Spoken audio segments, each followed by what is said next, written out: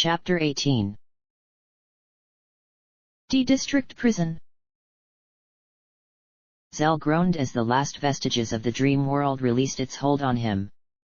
He slowly came to the realization that his face was pressed against a hot metal ground. The smell of oil and iron filled his nostrils and his face narrowed in disgust. What just happened? The last thing he remembered was being thrown into the back of a Galbadian law enforcement transport vehicle. Shaking his head to remove the dream from his mind, Zell pushed himself up and sat back on his bottom. He rubbed his head, frowning because he was pretty sure there was a bruise on his scalp where there hadn't been one before. "Welcome back, Zell," Quistis said, catching his gaze. She was sitting down not very far from him, her legs turned sideways beside herself like she might be relaxing on some comfortable cushions instead of on hard, hot metal ground. "The dream world again?" "Uh-huh," Zell nodded, looking around quickly. Selphie was to his immediate right, perched delicately on the ground with sad eyes. On his left, Rinoa had drawn her knees up to her chest. Her arms were wrapped around her legs and she was looking at him curiously. "How's Laguna doin'?" Selphie asked. "Dunno," Zell shrugged. "I didn't see him." "What happened this time?" Quistis asked. "Well, it's not like I know everything about Ward, but... Well, you know Laguna and company went to that place in Centra and got into a real fix, right? Since then, Ward's been all alone. He's working in some sort of prison-like place. And he's bored out of his mind. All he wants is to be fightin' alongside Laguna again."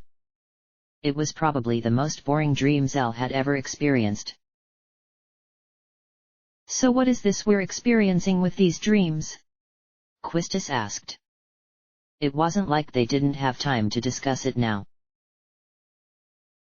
"How the hell should I know?" Zell grumbled, sitting back. Rinoa looked up as the three of them started talking about the dreams. They didn't really have any theories, they didn't understand it at all. Rinoa rested her head down on her knees and watched them talking. It was a rather dark, hopeless sort of situation they found themselves in. But she had never felt such pride in herself before. She was in prison. With her friends.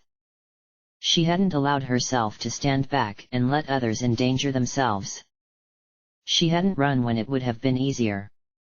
She had stood up for what she believed in and, yeah, it got her thrown in prison.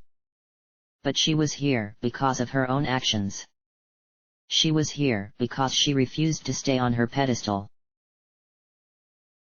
That felt pretty darn good even in this high-damned heat. The biggest detraction, aside from the whole incarceration thing, was that Squall wasn't among their number. Rinoa really didn't want to think that he was dead. Surely they wouldn't have wasted the effort hauling his body all the way out here if he was dead. Right? He had definitely been with them on the transport out here. But Rinoa hadn't seen him since she and the others had been hauled up from the cargo bay and unceremoniously thrown into this room. How had everything gone so wrong so fast? The moment was burned into her brain. It kept playing on repeat. Seeing Squall get speared. Seeing him fall from the float. Watching as his body hit the ground and the ice exploded and his blood began seeping out around him. He hadn't moved. Why hadn't he moved? He couldn't be dead, so why wasn't he moving? Rinoa had looked over to tell Irvine to help him, but he was already gone. She hadn't seen him. Not even when the Galbadian soldiers were closing in on them. They had captured her, refused to let her get near Squall as they cuffed her hands behind her back. She had been screaming. Begging him to wake up.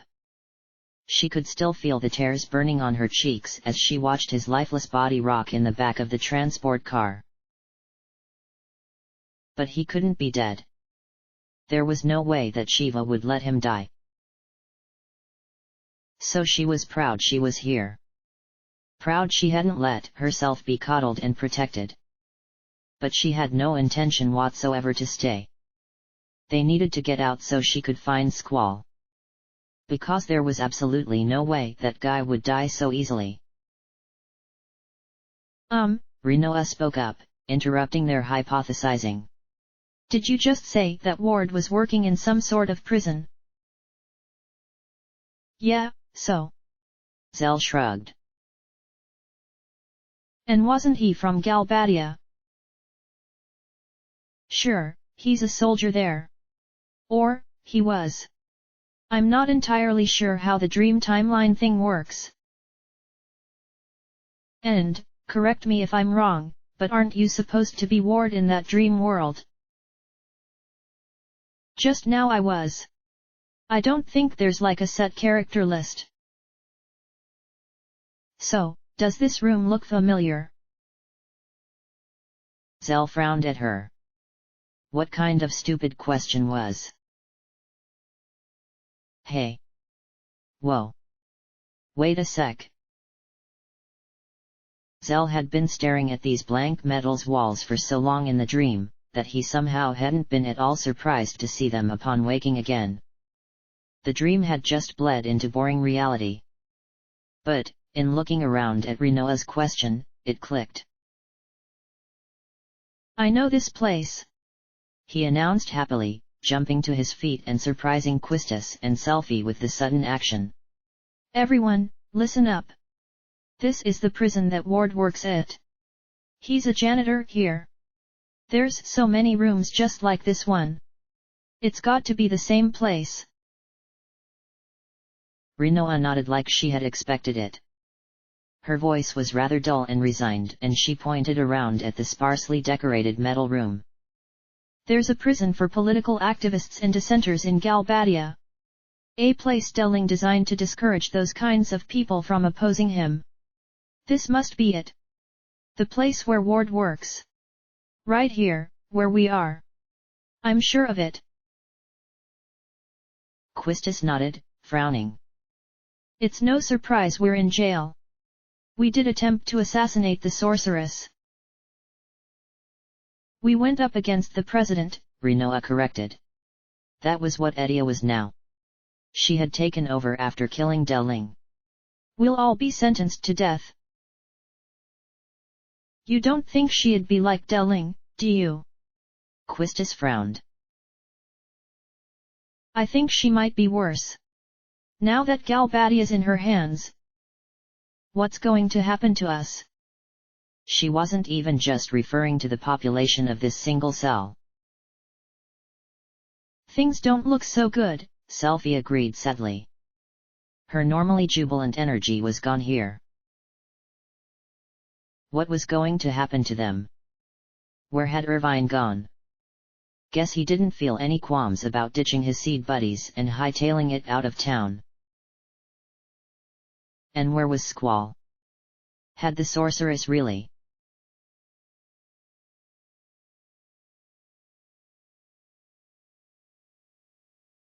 It was Shiva yelling in his ear that awoke Squall.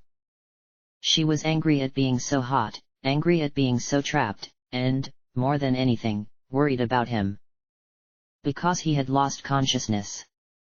She had literally lost track of his consciousness. Something that didn't happen even in normal sleep. Only in those strange trips to the dream world. Squall had never woke so tired before. The worst workout of his life still didn't leave him quite so sore and weak the next morning as he felt right now. For a moment that was embarrassingly long, Squall didn't recognize the sensation he was feeling. It had been so long since he had felt hot that he honestly didn't remember what it was like anymore. The sticky sweat covering his body under his leather clothing was uncomfortable not just for Shiva but for him as well. She agreed emphatically but regretfully. There was an anti-magic barrier here. She couldn't be drawn out of his head, nor could she do anything to ease the heat. Groaning, Squall forced himself up. The uncomfortable metal cot underneath him was curved as though that might provide some modicum of comfort. His head swam, like he had lost too much blood recently. Oh. Right. Because he had. Where was he? Squall moved his legs over the side of the bed, and that action alone had him breathing hard. There was a toilet in the corner of the tiny room with no water in it. There were no windows and no obvious doors. So it was prison then. Of course. He had challenged Edia. The ease at which she defeated him was actually kind of annoying. Had he really been such an easy opponent to fight? Even against a sorceress, he would have expected better from himself. At least to land a single hit on her. But her ice. Squall reached up and touched his chest. He felt nothing. He grabbed the edge of the V of his shirt and pulled it to the side. No wound. No scar. The skin there actually looked more healthy than it had before. He could even see an old scar that he knew had once extended up much further, suddenly cut off right at the edge of where the new scar should be. How? Squall groaned as he sat back, leaning his head against the hot metal wall. Right. The Galbadian soldiers. They had descended like parasites the moment Squall had fallen. He remembered one snatching Rinoa away. He had tried to get up. To go after her. His body had been completely unresponsive to his calls. And he was there. Cypher. Leering down at Squall's broken body. The man who had once captured a president for her hadn't even looked askance at Rinoa as she was dragged away. Squall could still hear her screams in his ears. Still feel that helplessness of being unable to move. Damn you, Cypher! Hatred like he had never felt before flooded his veins. Squall had never really gotten along with him, but this was the first moment that he could say that he genuinely despised him. The sudden shifting of Squall's cell threw his weak body to the floor. Squall grunted in pain as he hit the ground. The cell was moving. He could hear machinery whirring all around him as his cell was moved. Then it jerked to a stop. His stomach dropped out from under him like Squall was traveling up an elevator. His cell was mobile? Where exactly was he?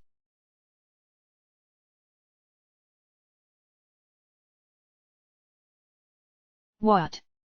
What was that loud noise? Selphie asked, looking around. It sounded like the groan of really big machines passing by their door.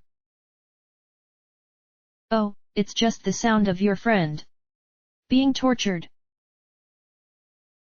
The four of them looked over as the door of their cell slid open. The man standing in the frame was grinning at them smugly. Zell immediately disliked him. He had resting dick face. He sauntered inside, smacking his black baton against the palm of his hand. His eyes roamed over all of them eagerly. It was a disturbing, almost sexual glance. He lingered just a bit long on Selphie, the sweetest, youngest looking of them all. Zell and Quistis maneuvered their bodies in front of her slightly. Rinoa spoke up first. Torture? What are you talking about? Who's being tortured? Surely he couldn't mean. Don't worry, pretty thing, the warden winked at her, making her draw back. We aren't going to kill him. Not immediately anyway. Not until he begs. What? Zell jumped to his feet, fear and anger powering his limbs. What do you mean? Shut up. The officer stepped forward, fully confident as two more officers, both carrying guns, stepped in behind him. Zell could do nothing as he put the end of that black baton right against his neck. He could feel his own pulse beating against the hard metal of the pitch-black blunt weapon. Don't screw around with me, RDF told him, his face set in an ugly sneer. You understand who's in charge here? Zell snarled right back and RDF's face narrowed. I'm asking you a question. Then, without giving him time to answer, the guard reared back and slammed the end of the baton against Zell's temple. Crying out, Zell fell hard against the metal floor. His ears were ringing as Ifrit called out in anger. He could do nothing here though. There was anti-magic barrier cast over them.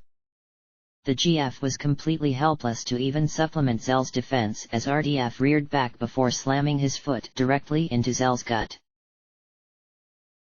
His own training had him absorbing the blows. But he was still getting kicked in the gut without any armor, magical or otherwise, to protect him. They kept coming and Zell grunted against the pain while Ifrit roared in his head. Stop it! Leave him alone! Rinoa yelled, her voice breaking in sympathy pain. Oh, right, RDF laughed as Zell crumpled to the ground. He crouched down and grabbed a fistful of Zell's hair and lifted him up. Hey, man, is there someone called Rinoa with you? I'm Rinoa, she said immediately to protect Zell from further hits. RDF sent his leering grin at her as his hand loosened. Zell's face slammed back down. All right then. Come on over here, he said disturbingly, standing back up. Rinoa made an uncomfortable face as she hesitated. What are you doing to Rinoa, you bastard? Zell spit through his teeth, trying to lift himself again. RDF turned with a snarl and kicked out again. His boot landed against the side of Zell's face. A large black mark decorated his cheek right over his tattoo as Zell rolled away. Quistis was there immediately, grabbing hold on him. RDF took another step towards him. Stop! Rinoa jumped to her feet, breathing hard. Just stop! I'll go. Rinoa, Quistis said softly. The warning in her voice was obvious. Rinoa straightened her back. I'll be fine, she said, almost sounding convinced herself. The seeds couldn't help but feel a bit of pride as Rinoa stepped forward with all the grace of a grand empress and looked down her nose at the guards holding guns on her. Let's go, she told them regally before stepping ahead of them and walking from the cell herself. Like she was the one in charge. Damn, Zell groaned painfully. Squall is going to kill me for letting her go. We didn't really have much of a choice, Selfie said sadly, touching his arm gently.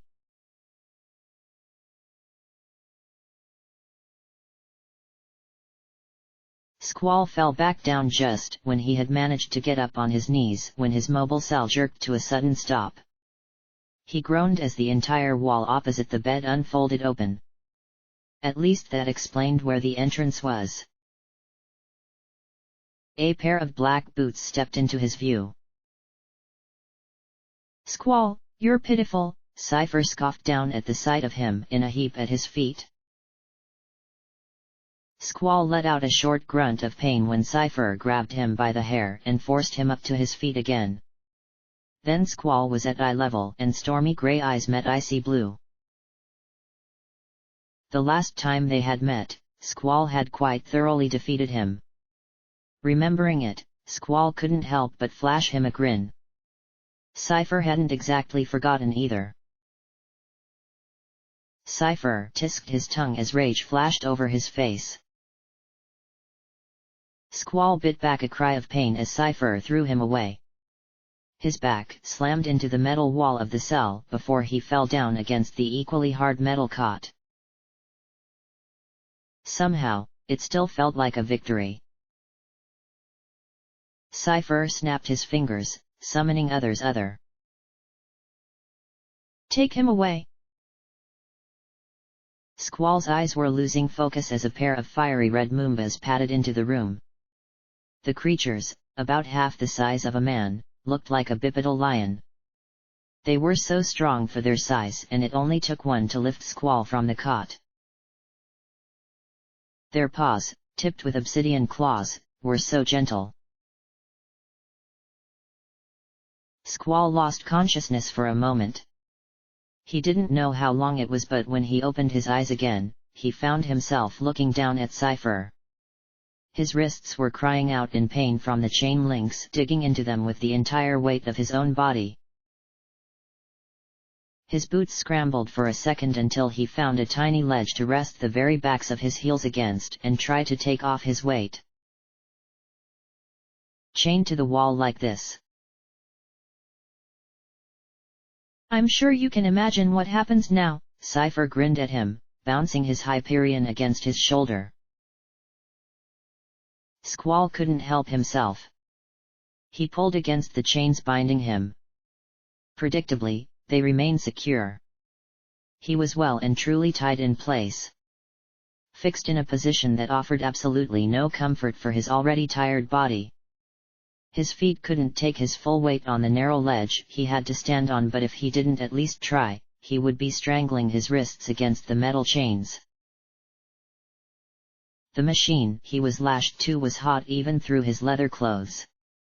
He could hear it humming menacingly right in his ears. "Sorry, Shiva," he said to her.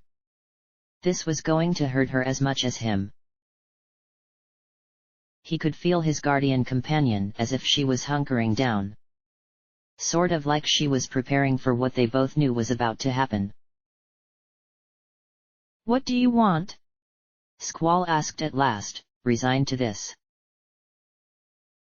"Tell me what seed is," Cypher demanded, pointing the tip of Hyperion at Squall's Adam's apple. "Edia demands to know." "Hey." "Seed?" Squall repeated. A code name for Balamgarden's elite mercenary forces. Seed, combat specialists. Literally something so common knowledge that it didn't even need to be taught. That was something that Squall had known, that Cypher had known, probably as long they had attended their garden. "Don't you already know?"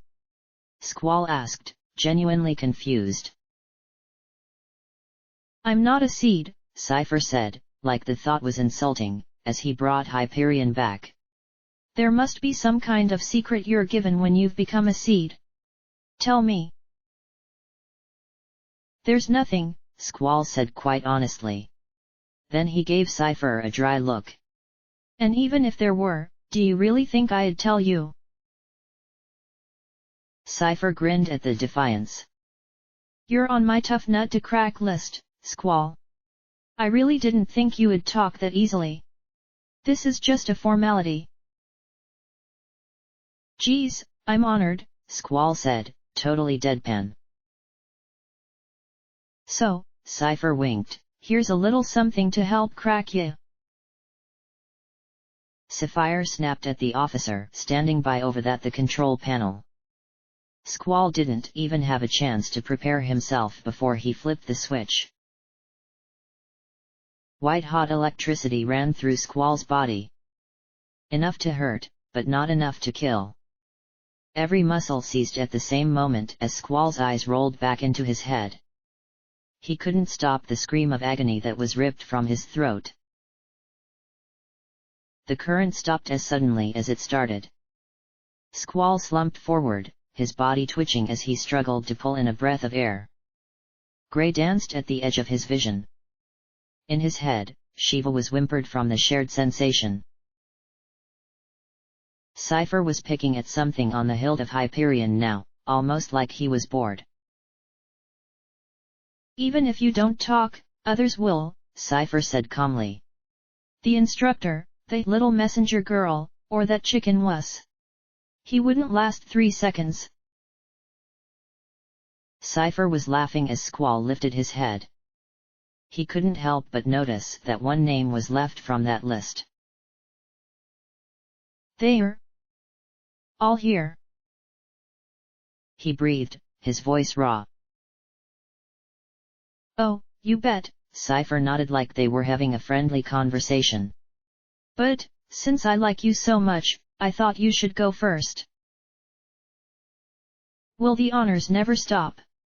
Squall murmured as he tried to push himself back up. His wrists were starting to bleed now from his weight forcing the links into his skin. I was so hoping you would be there, Squall, Cypher breathed, running his gloved finger along the edge of Hyperion. His eyes focused past the blade onto the panting Squall. So? How would I look in my moment of glory? My childhood dream, finally fulfilled. I've become the sorceress's knight. Sorceress's knight? Seriously? His romantic dream? What romance was there in hot metal walls and an electric torture device? He was no knight. He was just a torturer. Squall fell forward again. What did you say? Cypher snarled, stepping forward. Squall remained motionless. Cypher tisked as he stepped back again. Passed out cold, eh? He grinned at the sight of his old sparring buddy. How perfect that he, of all people, got to play the role of Cypher's antagonist. Like it was written in the stars. This is the scene where you swear your undying hatred for me, Cypher told him gleefully. The tale of the evil mercenary versus the virtuous sorceress's knight. The fun's just started, Squall. Don't disappoint me now. He snapped his fingers and the officer flipped the switch again. Squall was rudely forced back to consciousness, screaming in agony.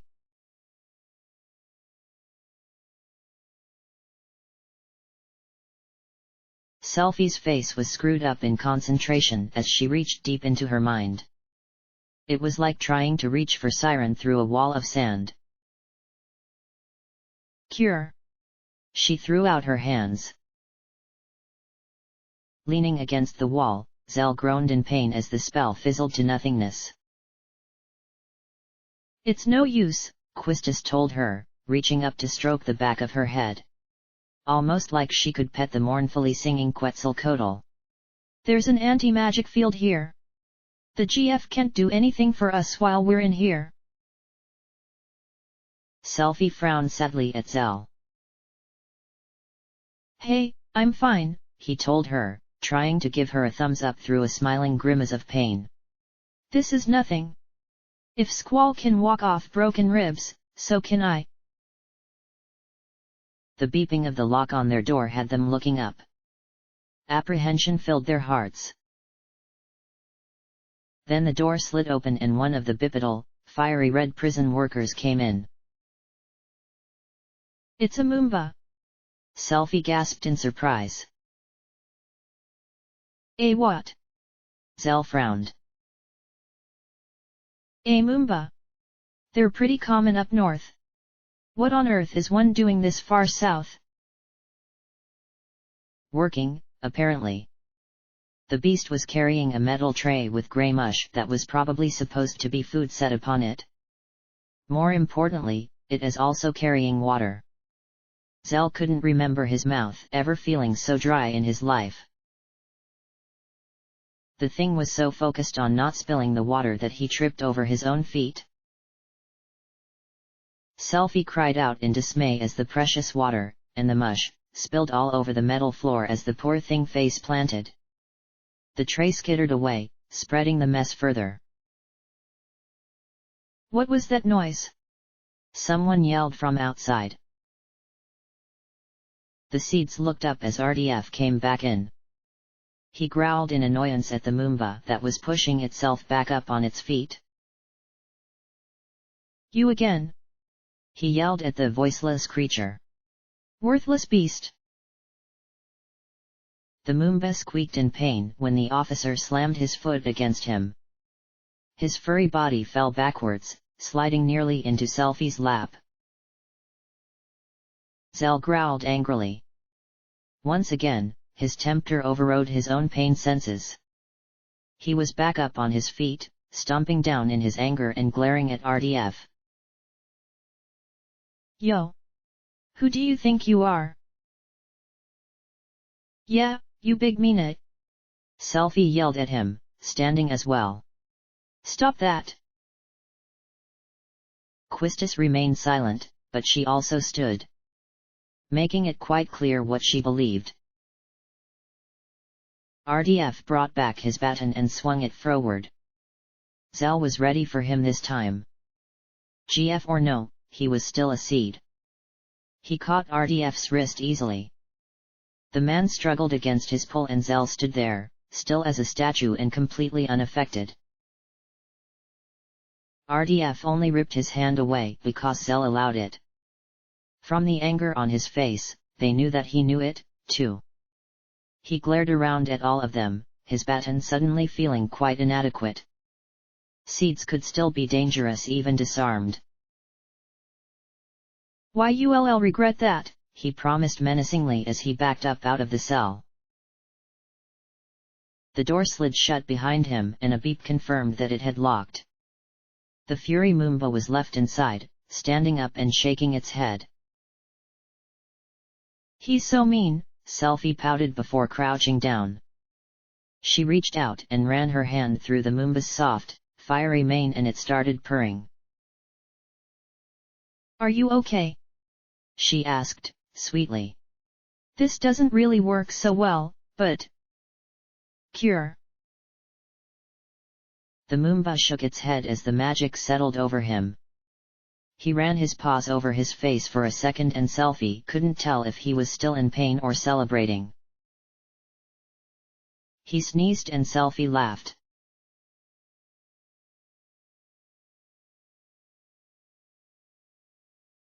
Well now, Squall. I'll ask again. What is seed? And why do they oppose the sorceress? Cypher's voice was garbled now, like he was speaking at Squall through water. His head was spinning as he struggled to sit himself up. All of his muscles were aching and sore from the constant electric shocks that pulled them painfully tight. Squall was pretty sure that some of his bones had started cracking from the force of his own muscles being forced to constrict. Breathing was getting harder now. He barely had a voice from the screaming. Shiva was trying her best to send her soothing coolness over his body, to release a cure spell. But there was an anti-magic field here and her attempts were doing little to nothing. Seeds? Oppose the sorceress? Was that what they were doing? Squall just thought he was going on another mission. They opposed the sorceress because they were paid to. Right? Before Squall had a chance to say anything, he had devolved already to merely repeating his name, ID number, and Garden of Origin like the seminar had taught him. Cypher's interrogation was interrupted by an officer coming into the room. He saluted Cypher and Squall felt grateful for the respite, no matter how temporary. Sir Cypher, he said formally. Sir? Really? How far was he going to take the night thing? Squall was grateful for the mocking thought. At least it meant he hadn't lost his mind yet. The missiles targeted for the garden are ready to launch, he reported. Excellent, Cypher beamed and waved him off. Missiles? What? Cypher grinned back at Squall and answered the question he must have seen on his face. Balam Garden is to be destroyed on charges of training seeds to oppose the sorceress. What? Icy panic flooded Squall's veins in direct contrast to the heat around him. It's a pity, really, Cypher sighed, like maybe Hyperion had been scratched. I grew up there, too, you know. But, orders are orders. You know something about that, don't you, mercenary? Edia wants it destroyed, along with Trabia Garden. You know, just to be safe. And no. Squall sputtered. His lips were numb from the torture. It was hard to do more than breath the simple word. After the gardens are gone, the seed hunt will begin, Cypher continued. His voice relished the thought as he brought up Hyperion and pointed it at an imaginary opponent. I'll be Edia's bloodhound and hunt down every one of your kind. It'll be fun, Squall. You can't die on me yet. He laughed. Unfortunately, as much as I'd love to keep doing this, I have gardens to destroy now. Do hurry and talk quickly, Squall. You wouldn't want the others to take your place here, would you? Oh, by the way. That guy there? He's the one going to be questioning you. I bet you don't remember because of the sedative, but after you were healed, you woke up for a moment. Punched a guard so hard you broke his nose and made him lose a few teeth. That was his brother. So, you two have some stuff to work out. I think I'll just be in the way. He snapped, his joking tone fading. Continue with the interrogation. With that terse order, Cypher left the room. His place was taken by the angry warden who was glaring daggers at Squall. No wonder he had volunteered for torture duty. Ready to talk? He asked, looking dearly like he hoped the answer was no. I don't understand the question, Squall said honestly. He had no idea what kind of secret they were hoping to get out of him. Seed didn't oppose the sorceress. They were mercenaries. They were hired to kill her. They had no personal grudge. Don't mess with me, the guard snarled. Edia says you know something. Now spit it out. Talk. What is Seed all about? Squall had just enough time to mentally prepare himself as the warden ran back over to the lever. The slightly squeaky sound of it was imprinted in Squall's memory as he flipped it down. He was going to hear that sound in his nightmares for years. The electricity was no less painful for being familiar. His voice box burned as he screamed again. Shiva was no longer able to take the pain and she was starting to scream in his head. The dual cries were giving Squall a massive migraine on top of everything. He could see halos around lights, each sound was magnified to a painful degree. That damn seminar was nowhere near enough preparation for this. But, really, would anything have been? The lever came up again and Squall's body crumpled. The chains were digging into the meat of his wrists. His blood, having dried quickly in this heat, was flaking against his skin. So? The officer asked, a grin in his voice as his fingers danced on the lever. He dearly wanted to yank it down again to hear the bastard mercenary scream. Squall didn't know anything. Why? Why did they keep asking? He didn't know anything. In his life, Squall had never wished for death as he did in that moment. The pain, the sensory overload, the exhaustion, everything.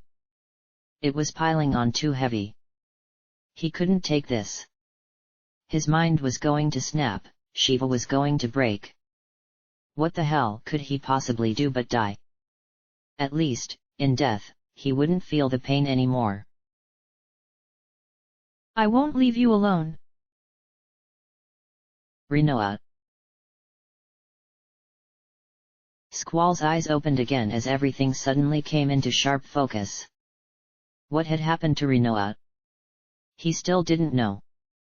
Cypher hadn't mentioned her. How could he possibly let himself die when he didn't know if she was safe? He had promised her that.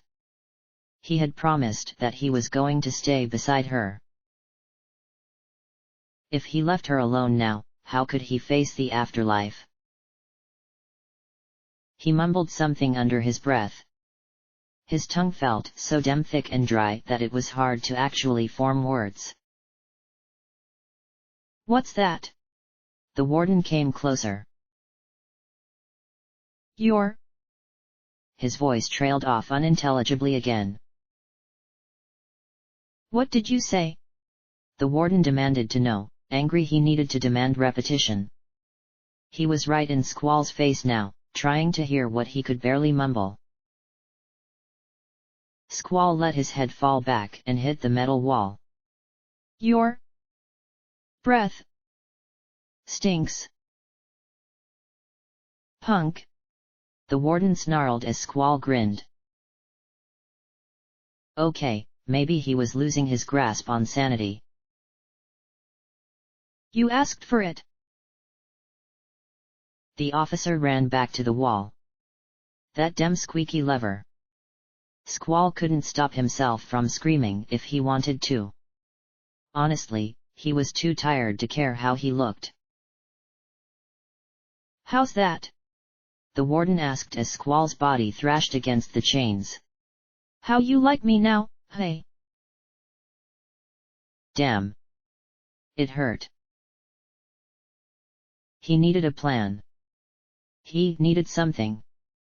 He couldn't just let them torture him to insanity. If he was ever going to get out of here and find Rinoa, he needed a plan. The electricity stopped with that squeaky lever and the warden came over. All confidence. Grinning at his prisoner's state.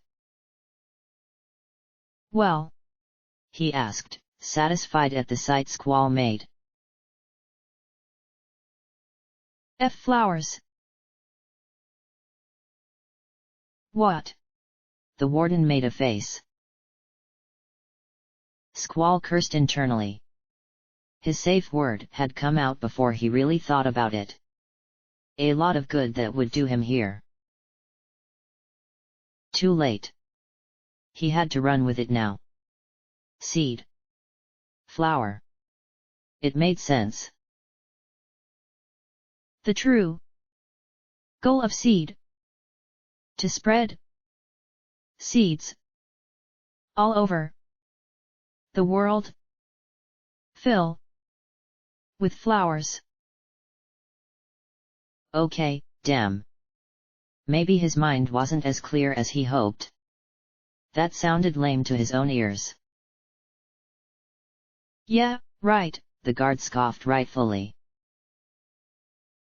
It's the truth, Squall insisted, diving full in.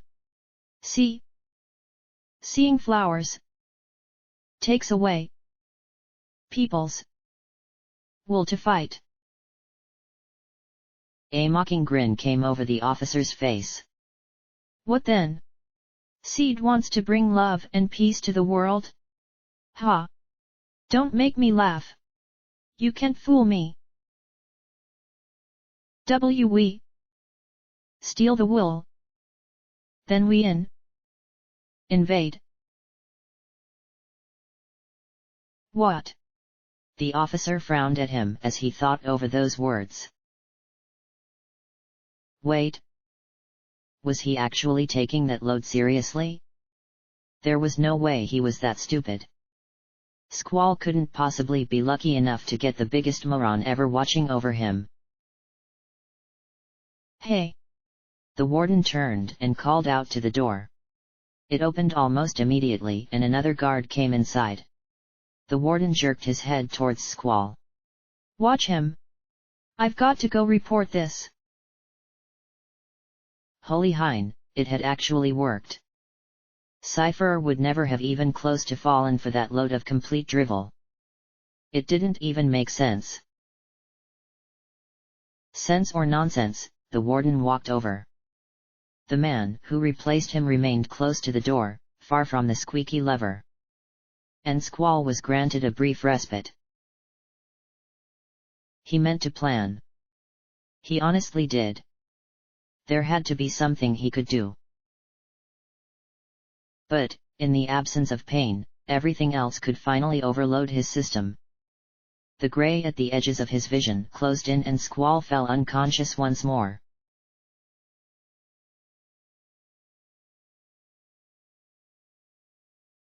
Zell's foot was tapping incessantly against the metal floor as he pondered over their situation. Over a way to escape. Because there was no way he was going to let himself stay in prison. While it was more than likely that Balam would try to get them released, there was a very small chance that the new tyrant President Sorceress Edia would allow it. So they needed to get out themselves. How did one break out of a high-security prison with no weapons, no magic, and no idea of where they even were? Worse than that, Zell was worried about Rinoa. She was still gone to wherever RDF had taken her off to. And Squall was likely being tortured. So what in the name of Hein were they supposed to do? We can't just sit here, Quistis said, sighing. We have to think of a way to escape. Anyone got a plan? Zell asked dully. His ribs were sore. Breathing hurt. Selphie hummed thoughtfully as she looked down at the Moomba who had his head in her lap and was purring quite contentedly as she stroked his mane. Well, we could skin this little guy and wear him as a disguise. Squeaking in fear, the Moomba practically threw itself away from her. It backed up quickly, putting his paws together and shaking his head like he was begging her not to. Selphie laughed, scratching the back of her head. I'm kidding. I'm kidding. Zell gave her a cautious look. Because that didn't sound like kidding. She worried him. Quistis was ignoring her in favor of actually strategy. Well, we can't rely on magic here, so we have to go with weapons. We need to get them back somehow. Weapons. Right. Zell sighed. Like they were going to let them retrieve their weapons. If the Galbadians were smart, they would have destroyed them already so that they were completely disarmed and totally defenseless. That was the very reason that Zell had chosen to forego weapons when it came time to pick his specialty and... Wait. That was it. His weapons were his fists. Even though they had taken his gauntlets, it didn't really matter. He could still do some serious damage without weapons. Let me go. Zell volunteered, standing up quickly. I'll get the weapons back. Oh, yeah. Selphie beamed at the plan. You worked here as ward, so you'll know the place. Haha. Zell stood proudly. They didn't need to know that all Ward had really done was mop the floors and operate some machines. Just leave it to me, baby. You two, lie down there and act dead. Quistis and Selphie shared a look before obligingly lowering themselves down. Zell. Quistis said warningly as he moved to the door. I hope this works. Selphie sighed before closing her eyes and opening her mouth slightly. She was nothing if not a committed actress.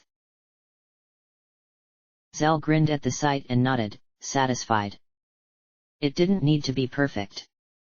He turned to the door then, frantic and panicked, he pounded against the metal barrier. Guard! Guard! We need some help. Please.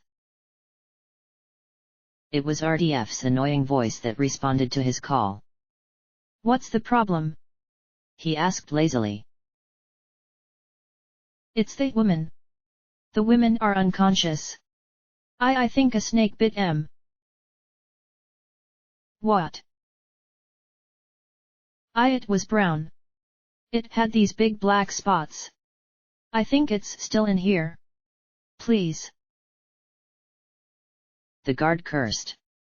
Not another sand snake. All right, stand back. Zell couldn't hide his smug look as he moved to the side of the door. Sand snakes were a real problem around here because they were small but deadly venomous. RDF entered, his eyes already scanning for the reptile. It felt so good for Zell to slam his bare-knuckled fist right into his gut. RDF hacked as he bent over Zell's arm. Bent over, Zell slammed his elbow into the back of his neck. A seed is never harmless, Zell told him as he went unconscious. The door remained open behind him. Quistis and Selfie were smiling as they came back up. Well, I'm off, Zell said, winking at the two of them. He made to leave but a soft cooing stopped him. He turned to see the Moomba walking up behind him, looking up at him with bright eyes. Hey! You wanna go, too? The Moomba nodded eagerly. Zell shrugged. All right then. Just don't get in the way. Come on. You have any idea where they might be storing the weapons? The Moomba was already running outside. Zell shut the cell door but didn't lock it, so it wasn't obvious that something had happened. Zell followed the Moomba upstairs a single level. The creature knew this place better than him, and Zell already knew that the storage rooms were near the top, so he stayed behind the beastie without complaint. They didn't even need to go up all the way though. A pair of idiot Galbadian soldiers had pulled the weapons out of storage and brought them down so they could play with them like toys. One was brandishing Squall's shear trigger, holding the gun blade awkwardly. What did I tell you? One was saying to the other. Seed weapons.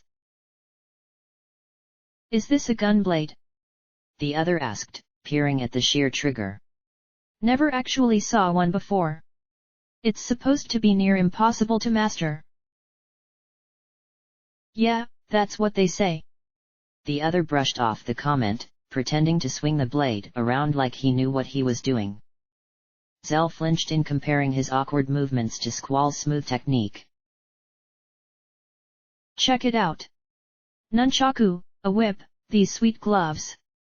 What kinda hide you think this is? It's not hide, Zell said from behind him. It's dragon scales.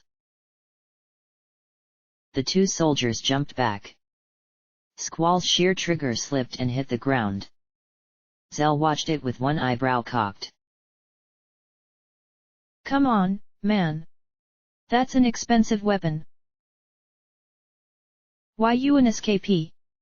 The first guard asked, fumbling for his own saber. Zell grinned.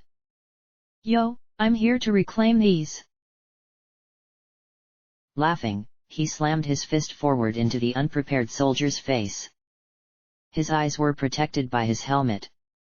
His glass jaw was not. He fell backwards, groaning and bleeding from his nose and mouth, slobbering.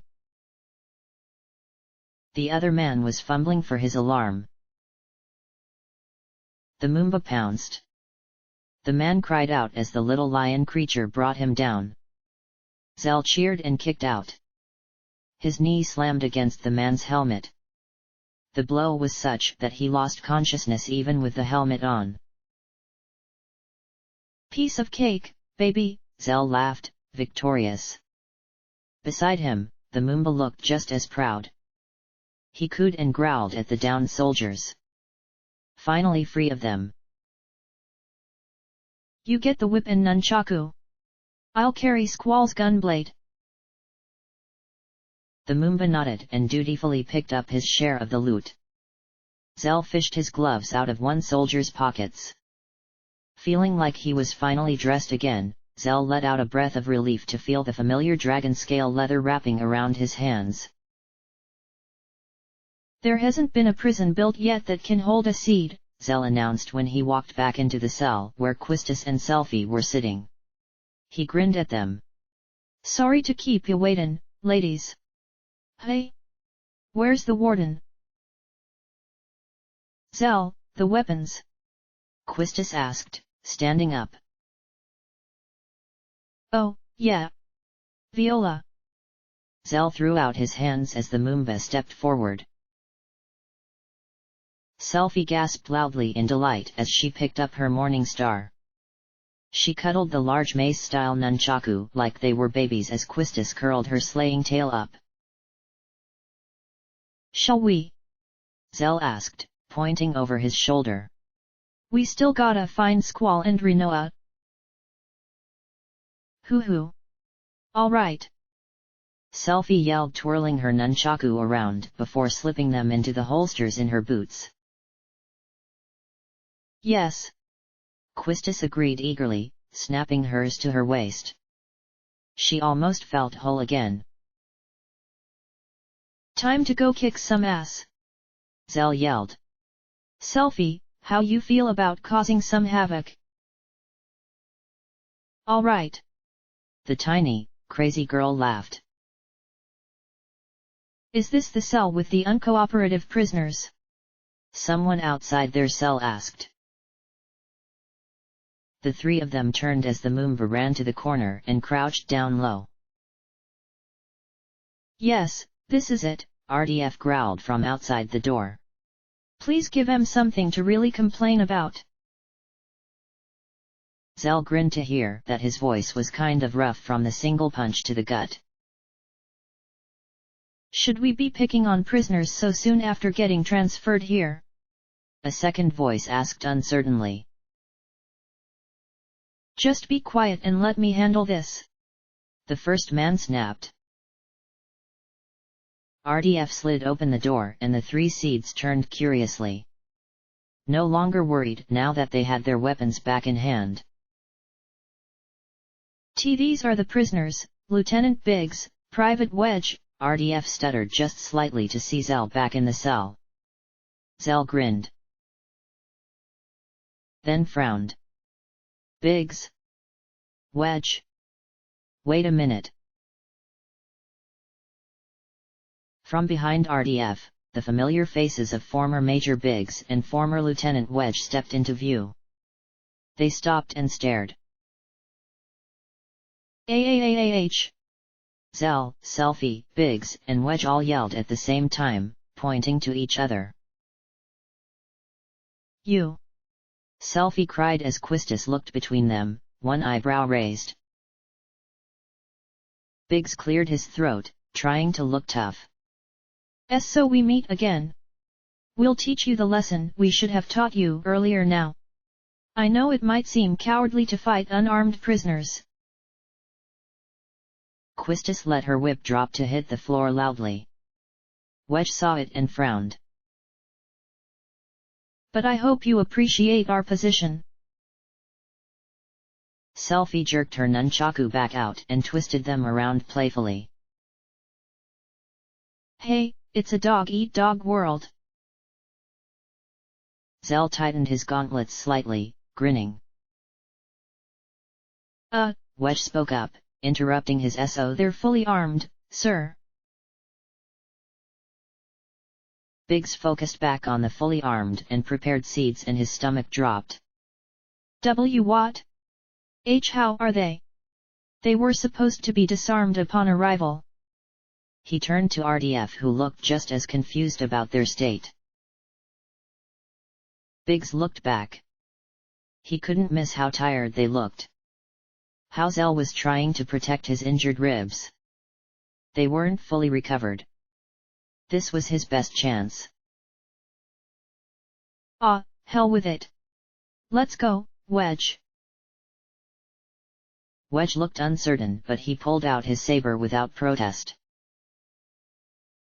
Hey, Zell. Selphie grinned at him. Prime rib or rump roast? I won't fall for that a second time, Wedge warned them. And you have no room to move in here. I'm feeling potatoes. You and Quistis can share the meat? Zell said. The new food metaphor flew over their heads just like the last one. Before they could try working it out, the seeds moved. Quistis struck fastest and first. Her whip snaked out and wrapped around Big's gun arm.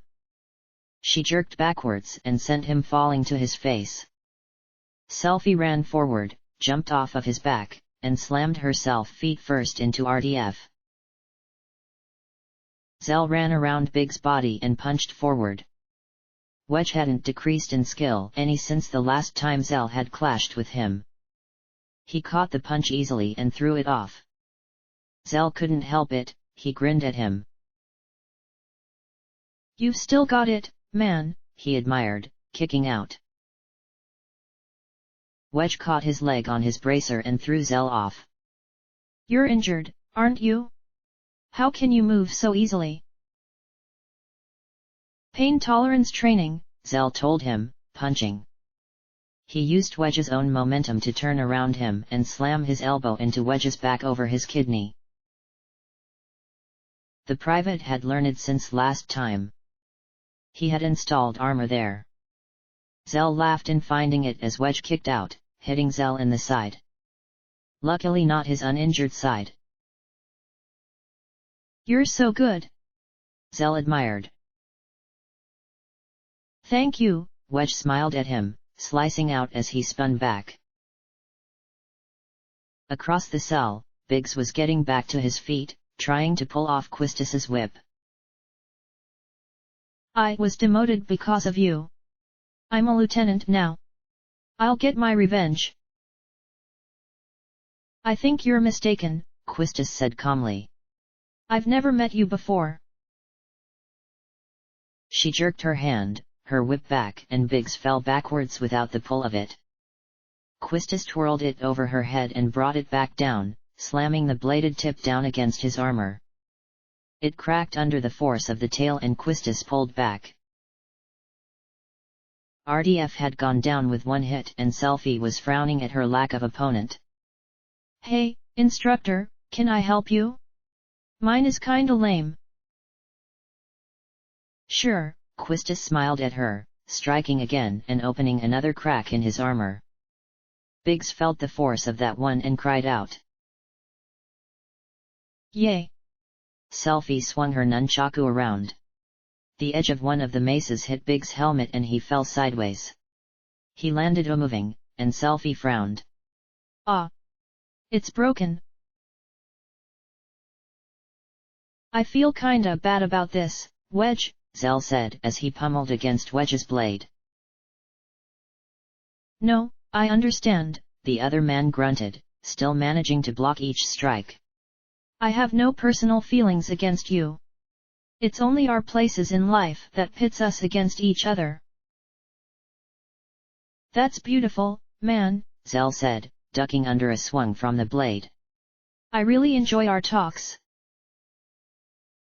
Really? I didn't want to say it, but I really feel like we have a connection. Wedge tried to kick out and hit Zell's injured ribs. No, dude. You're totally right. Zell blocked the kick by grabbing Wedge's leg. He turned, flipping him over onto the ground. Sorry about this, but we've got stuff to do. It's okay RGH. Wedge grunted as Zell slammed his fist into Wedge's gut. Struggling for breath, Zell kicked his saber away as he stood up straight. Don't you think you can just walk out? Ugh. Biggs grunted as the three of them plus the Moomba stepped over them and out into the hallway. Zell shut and locked the door behind him. Alright then. Squall should be around here somewhere. We find Squall, then we find Rinoa, and then we're outta here. Got it. No sooner than he finished the sentence than suddenly loud alarms started blaring around them. They all jumped in surprise. What they? Warning! Warning! Escapee alert! Monsters will be let loose on each floor. If escapees refuse to surrender, you have permission to kill. The anti-magic field shall be temporarily lifted. Do they not know we have GF? Selphie asked. Immediately, they all felt the soothing, strengthening powers of their GFs flooding back into their bodies as the field was turned off. Zell let out a breath that steamed in the air as his gauntlets began smoking. Quistis's hands sparked as she closed them into fists. Selphie laughed and the musical sound of it was hypnotic. I don't think they've ever held seeds captive before, Zell shook his head. Their loss, our gain, Quistis said sagely before looking at the Moomba. Excuse me. Our friend was brought here with us. A guy about this tall, brown hair, perpetual scowl. Maybe you know where they took him. The Moomba cooed at them, jumping in place slightly before turning and running. The three of them followed him up. There were 12 levels to this place. The stairs, though they were right next to each other, were barricaded from one another. Which meant that they had to circle irritatingly around the entire floor to get to the next staircase. All the while, the monsters and mechs that the jailers had loosed stood in their paths. It wasn't so much of a hindrance as it was an annoyance. How many floors does this place have? Zell panted as they crested the final staircase. The break from the normal, endless circles made him sigh in relief. The Moomba didn't stop. He continued running until he reached a large metal door. He turned back and purred at them, jumping in front of the door. Is Squall in there? Selphie asked him. The Moomba turned back and reached up. A small scanner beside the door read and recognized his palm. The large lock turned and the door slid open. The three of them stepped inside and cried out.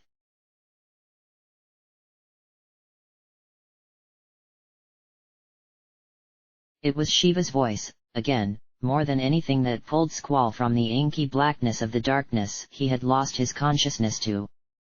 He could finally feel the swirling of her cool air over his skin as she flooded his body with cure spells. The relief of it was almost painful. Hey!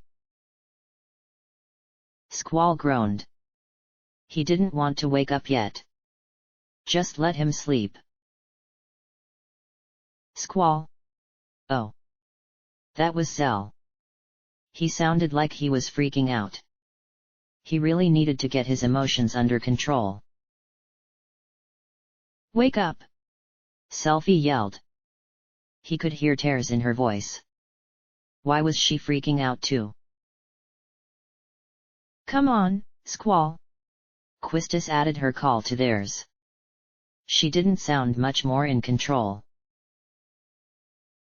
Oh, yeah. That's right. He had been tortured. He was fine though. He thought. Maybe. He was alive anyway. That had to be enough for now. The sudden lack of pain seemed odd. Not just because the machine was turned off. His wrists were no longer holding him up. The cure spells were numbing his multitude of injuries. Shiva was finally able to take away the heat that had been so suffocating before. The others gasped as he opened his eyes and found himself looking up at the metal ceiling past all of their heads. Selphie looked on the verge of tears. Quistis was breathing hard. Zell looked disturbed at the state he had found their leader in. Where was Rinoa? Groaning, Squall forced himself up. His legs buckled even as he was standing, so he found himself falling back against the machine he had just been cut down from. You okay? Zell asked, reaching out like he might try to pick him up. Squall shook his head, stopping him though. He took another breath before forcing himself up. Because he had to move. He couldn't allow himself to stop yet. He was down. The others were here. He needed to focus on that.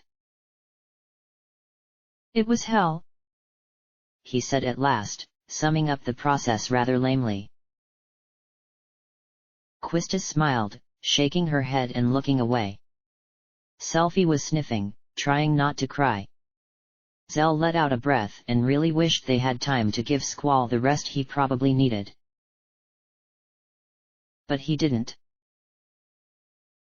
Let's just get out of here. Catch.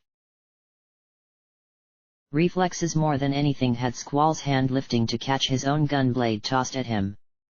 It felt like it weighed twice as much since he last carried it. But it was comforting to have it back in his grasp again. He felt whole once more. Powerful. He could stand again.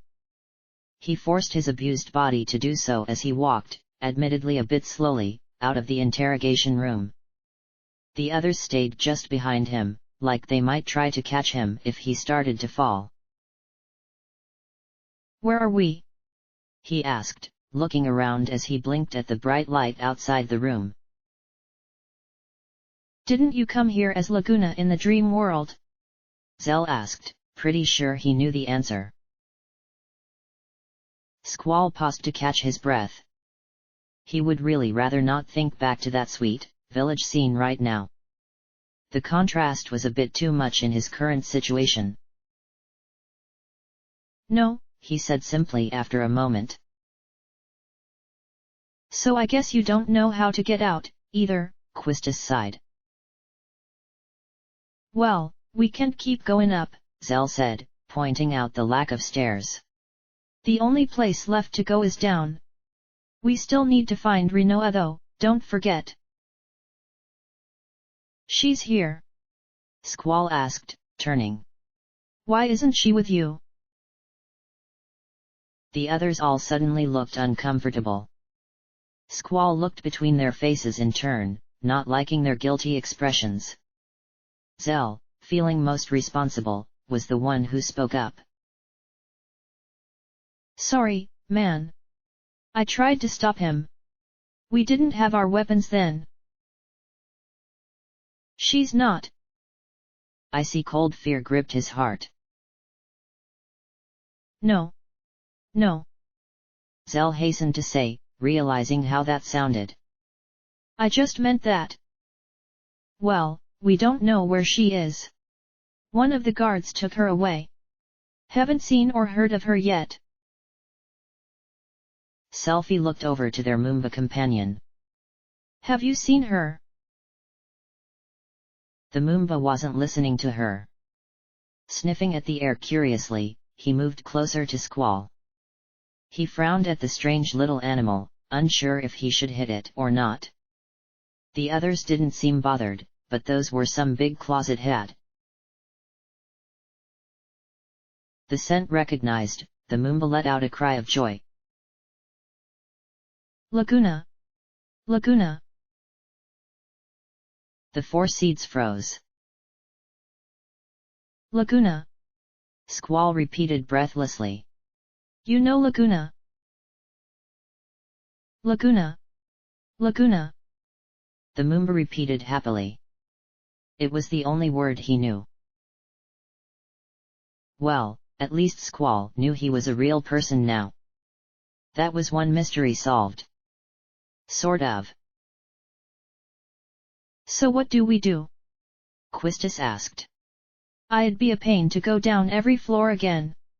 The alarms have alerted all the guards and they let loose all these monsters. How the hell did they carry you up here, Squall? Zell asked. He couldn't imagine that their leader would have gone quietly. Squall turned and pointed without a word to the large contraption suspended over the hole through which they could see every floor. Whoa! What's that? Zell blinked in surprise. It's like a crane that can carry a detachable cell from downstairs, Squall said, imagining his own cell within its claws. Oh! Selphie walked over to the rim and looked down. So this big hole goes all the way to the bottom. So if we jump all the way down, we're outta here. Go ahead if you want to be squashed like a pancake, Quistis told her. She honestly didn't know if the spunky, crazy girl was going to do it or not. Oh, hey. Zell laughed. I know this thing. I didn't get to see it in the dream, but I operated it. We can move the arm using the panel inside and the control room just over there. Ward had to do it. But we have to operate them both at the same time. It's a redundant system to keep prisoners from escaping. So one of us needs to stay upstairs and operate the panel. Selfie and Quistis shared a smile as they stepped forward at the same time. Squall didn't say anything as the two of them stopped on either side of Zell's side. Both of them were smiling sweetly as they reached out and touched his shoulder, volunteering him for the duty. Honestly, Squall was just glad he wasn't being forced to do it. In all the time that Zell had been hoping to be given some responsibility, he hadn't wanted it to be Patsy who has to stay behind responsibility. He jumped and looked between the grinning girls unhappily. Squall said nothing and he sighed. Of all the times he didn't want to be chosen. Me? Fine. He groaned. I'll give you guys instructions from upstairs. Everyone get inside.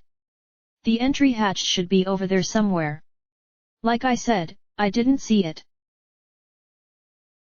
The others found it easy enough on their own. Squall stepped inside first, frowning at all the cords spread out everywhere. That was such a bad tripping hazard. Was there no one with any sense in charge of this army/prison? Yo, can you guys hear me? Zell asked through the comm system. Hiya, Zell. Selfie laughed loudly, greeting him happily. Loud and clear.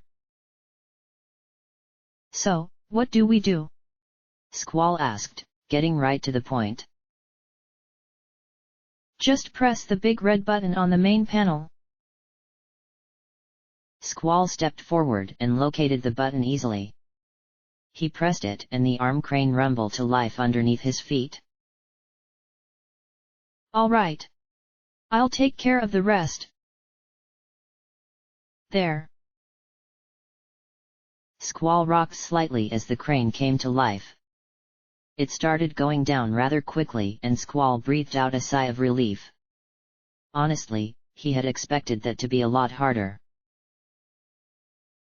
The bottom of the prison was narrowed to such a small room that the crane barely had room to land. It was hard for the three of them to get out. There is only a single walkway that they stepped onto, looking around. So Selfie looked around. What are we going to do now? Well, there's a door over there, Squall said, looking towards the end of the walkway. There wasn't even a guard down here. No monsters. Nothing. And? Quistis looked to him. Well. Whatever. At this point. Let's check it out, he shrugged. They moved over to it. It was weirdly quiet down here.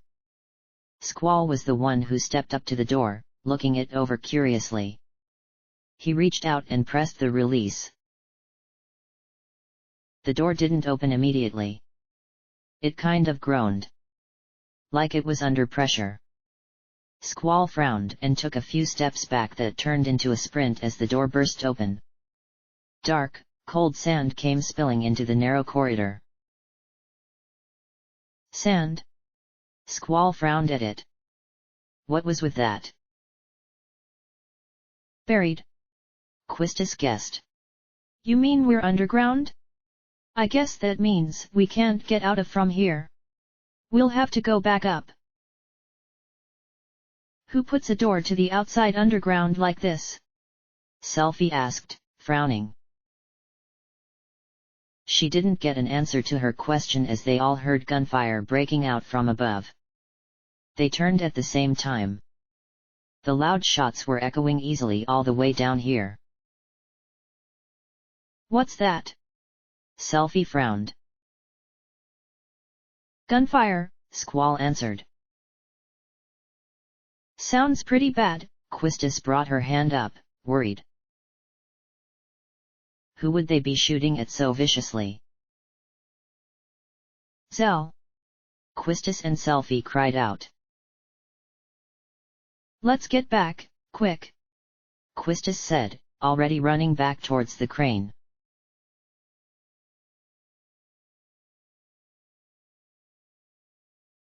There he is. Over there. Seize the escapee, dead or alive. Tch! Zell scoffed as he jumped down the flight of stairs. There was too many. And he was definitely not fast enough to escape a bullet. I'm outta here. The pain in his ribs was aching dully, throbbing. He wasn't nearly as fast as he used to be. The guard chasing after him caught up easily. Zell turned just as he saw him reaching out to catch him. Zell struck and kicked him clean over the side of the rail. He screamed as he fell down the shaft. The mechanisms on the crane were moving. Zell frowned, wondering what was going on. Pain blossomed in the side of his head as he was struck by something hard. Lights burst into his vision as he fell forward onto his knee.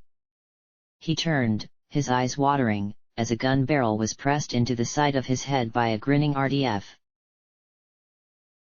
You bastard! RDF growled at him.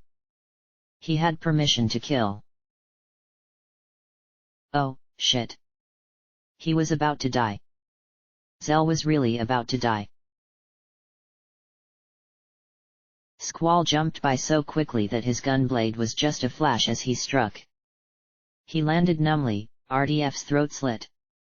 The guard's gun slipped and his body crumpled. Squall stood back up, throwing out his blade to get some of the blood off. Didn't think he'd go down that easy, Squall admitted. Squall! Squall cried out when Zell suddenly grabbed onto his belts. He clung to him, the relief at having lived stealing whatever dignity he might have had. Thanks, man. What? Squall made a face as he tried to pull away from Zell's clinging hands. Let go. I said, let go. Ow. Irritated, Squall knocked the butt of his gun into Zell's head. The pain made his grasping hands release him and Squall took a quick step back. Squall! Zell! Quistis yelled as she and Selfie ran down the stairs the old-fashioned way. Quistis beamed at seeing Zell unharmed. I'm glad you're all right. Squall! Selfie looked at him, her eyes wide with amazement. Why did you just down like that? It was so reckless. Is Zell that important to you? Squall groaned as Zell chuckled, scratching his head self-consciously. Squall's eyes rolled. Great, she had to put that in his head. The sudden volley of shots made them all cry out and hit the deck at the same moment.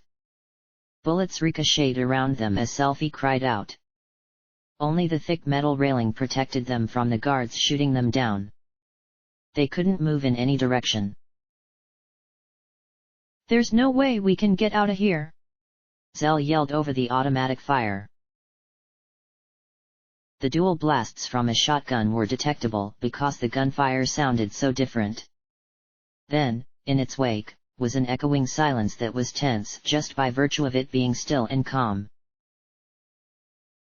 Squall turned, peeking up over the rail, but both of the guards that had been shooting at them had been dropped. He stood up fully, his eyes moving around. Footsteps from the stairs coming down caught all their attention. They turned to see Irvine very deliberately sauntering down the stairs, a smug grin plastered on his face. Come on! Squall's heart lifted at that voice. Stop trying to act so cool. Rinoa kicked out, striking Irvine on the back of the knee. He buckled against his will and rolled down the stairs. He grunted in pain as his back hit the metal railing. Rinoa was glaring down at him, her hands on her hips. Geez, she blew out a long breath, blasting hair out of her face. If only you had agreed with me earlier, we wouldn't be in this mess. Dark movement out of the corner of her eye caught her attention. She looked over and her heart soared to see Squall stepping in closer to her. Squall! She cried out, getting breathless just at the sight of him. Squall was alive. She knew it. There was no way a guy like him would go down so easily. She felt elated just seeing him. All the hardship fighting with Irvine, breaking inside, then working their way down just melted away. Yeah. She laughed, practically skipping down the rest of the steps. She stopped at the base of the stairs and found herself staring into Squall's face. A big grin was stretched out over her cheeks. He stared back. His face was as neutral as it ever was. And that was so comforting. She would be more worried if he was panicked. The two of them continued to just stare at each other, neutral to smile, as the others talked around them. Rinoa, you're all right. Quistis yelled happily. Irvine said, standing up and trying to straighten his clothes. He was so sore. Of course. Courtesy of my escort. What's that supposed to mean? Zell frowned. Well. My father pulled some strings with the military, Rinoa interrupted him pleasantly, talking directly to Squall. He told them to get me, and only me, out. Irvine tried again. So this guy here, Rinoa pointed at Irvine over her shoulder, he came and got me, just me, out. Knowing you were all captured. She sounded so pleasantly shocked. Squall's eyebrow came up at the sweet act she was putting on. That's... Irvine laughed self-consciously. Isn't that horrible? Rinoa pouted, asking Squall, still being so sweet. All right, Irvine grumbled. I said I was sorry. I'm here to help now, aren't I? Rinoa's eyes were cold and gleaming as she turned back to him. Only after I scratched you to death. It was a strangely childish threat. But the gleam of the Valkyrie on her wrist as she lifted her hands to her waist made Irvine flinch backwards, real fear in his eyes. What exactly had happened between the two of them, Squall wondered silently. Irvine cleared his throat, trying to bite back that fear. Anyhow, now's our chance to get out. The basement door is buried in sand, Squall said, pointing back down. Of course it is, Irvine shrugged, unconcerned. This place is buried underground. The entire facility. That's right. This prison is just one big... There they are. It's the escapees. Gunfire erupted all around them again. Squall and the others dropped to the floor as Irvine jumped behind the stairs. He pulled out his shotgun and tried to keep his eyes on the guards that were taking aim on them. Squall! He cried out over the gunfire. You take the others and head on up. I'll hold them here. Up. Don't have time to explain now. The exit's up there, trust me. Trust the guy who had abandoned them? Who wasn't even one of them. But Rinoa was nodding along with what he was saying. Well, he didn't really have a choice. Okay, he nodded once. Let's go. No. I'm staying. Surprised, Squall looked back. Selfie was looking at him, determined. I can't leave you here alone, Irvine, she said firmly. You'll need backup. I'll stay with you. She looked to Squall, as though asking for his permission on something she had already declared that she was definitely doing. He nodded once, accepting her decision. I'll stay as well, Quistis said. You three, get up there. We'll follow when we can. I know the way, Rinoa said, touching Squall's shoulder. There was no way she was leaving his side now after just finding him. Come on. This way. Ready? Irvine asked. Go. Go. Go. As he yelled out, he came out from behind the stairs. He let off the 2 shots already loaded into his shotgun. It was a very brief moment that he got the gunfire to stop. But it was just enough for Squall, Rinoa, and Zell to make their way up. That left Quistis, Selfie, and himself to fight the onslaught of guards shooting at the 3 of them. My turn to boogie now, Irvine said, winking at Selfie. She grinned at him as he took aim again.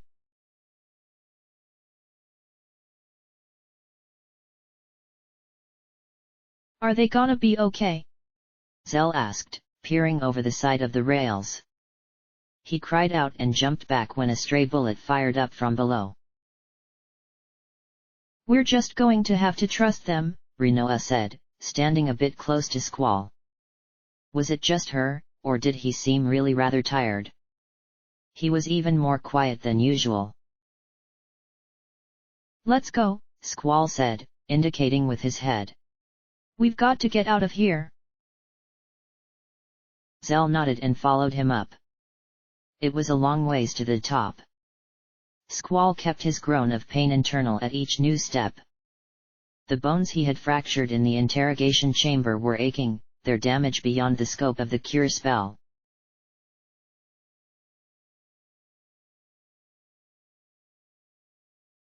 Irvine groaned as another guard was dropped.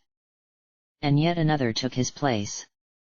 The pile of bodies was growing just as fast as his hesitancy about shooting humans was shrinking. If he had known a parade of guys shooting at him was what it would have taken to rid him of his choking, he would have put himself in this position a long time ago. Then maybe he wouldn't be in this situation now. This is endless, he yelled angrily, pulling back to reload. So, what do we do? Quistis asked, frowning. Selfie hummed thoughtfully. She was standing near the top of the stairs that led down. No point going that way though, since the only way out was up. They couldn't go up by doing down. Hey! She looked up excitedly. What about the arm crane? Can we use that? If heading up, he'll be going towards the control room. He can operate it for us. That's a good idea, Irvine grinned. Then they wouldn't have to decimate the entire population of the prison just to get out. How will we get them to operate the arm? Quistis asked. They don't know the plan. Leave that to me, Irvine said, stowing away his gun. Quickly, let's get down there.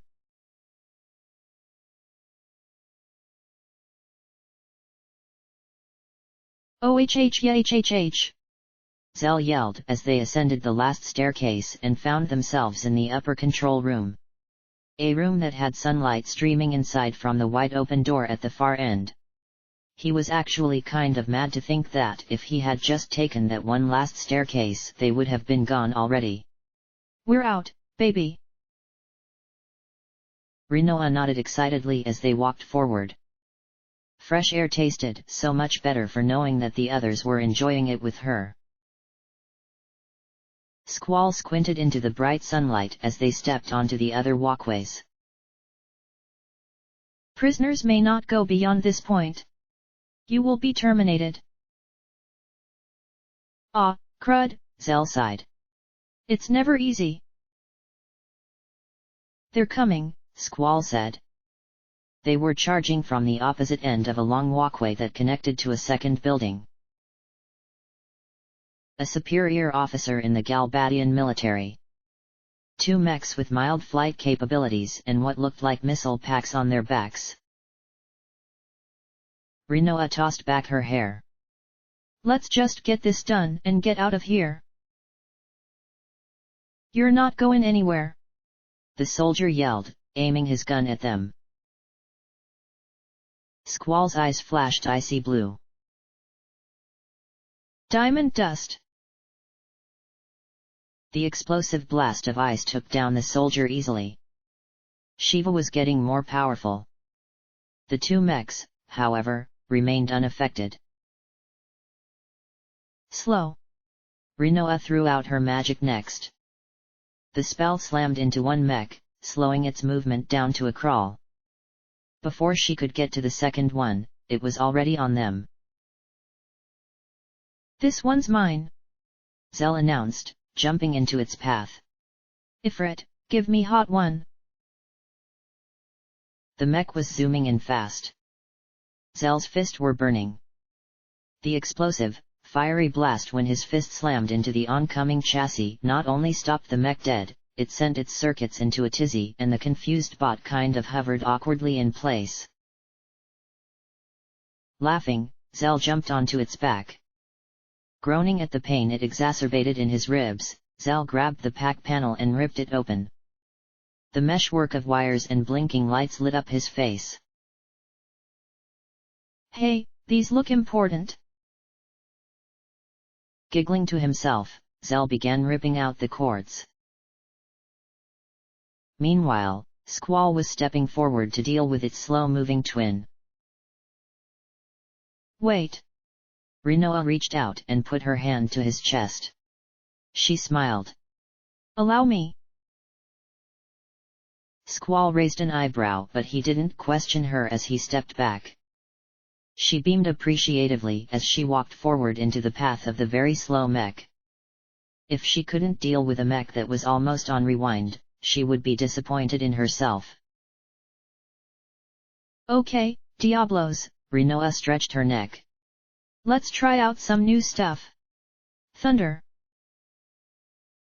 The crashing of the electric spell made Squall flinch behind her. The mech in front of her was hit and immediately started spinning out of control. In slow motion. It was kind of funny. Rinoa was laughing as she lifted her Valkyrie. Give me thunder on my blade, Diablos, she ordered, taking aim. She felt her GF obeying and she grinned as the mech turned around. There. The narrow openings where she could see its flight gear. Don't let me down now, Diablos. The Valkyrie burst out of the blaster and zoomed across the space between them. Rinoa had to admit, even with the mech going slow like it was, she was rather proud of how perfectly her edge slammed into the vents in its back. Did you see that?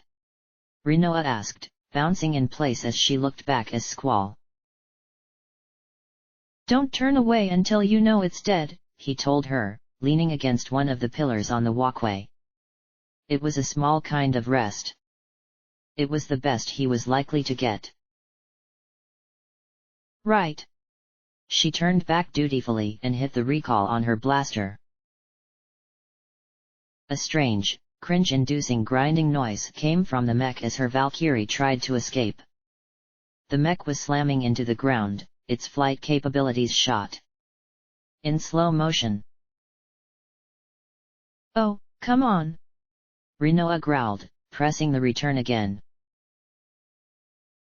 The grinding noise continued until the mech hit the grailing. The force of its slamming into the metal walkway freed her Valkyrie. It came zooming back and Rinoa caught it expertly. She smiled until she caught sight of it. Ah! The pretty blue blade of her Valkyrie was scratched and dented and deformed. Are you kidding me? I just got this. Stupid mech. Thunder! Squall flinched again as the bolt of electricity shot through the mech. It began short-circuiting in earnest as the slow spell wore off. Not that it did the mech much good. Unable to fly, its systems shot, it was quickly becoming a hunk of junk. Alley-oop! Zell yelled out as he backflipped off of his mech. The malfunctioning droid was moving erratically. Even as Zell was landing, it was glitching itself right over the tails. Meanwhile, Zell landed neatly and came up, arms out. Judges, score. Perfect 10. Rinoa laughed. I'd say a solid 5.6, Squall disagreed. 5.6. Zell slumped dismayed. What was wrong with it? Too much style, not enough substance. And your dismount could use some work. There's no pleasing some people, Zell rolled his eyes while Rinoa laughed. Because Squall had sounded dead serious in his critique. Hey, Squall. Can you hear me? The three of them paused and looked back towards the control room.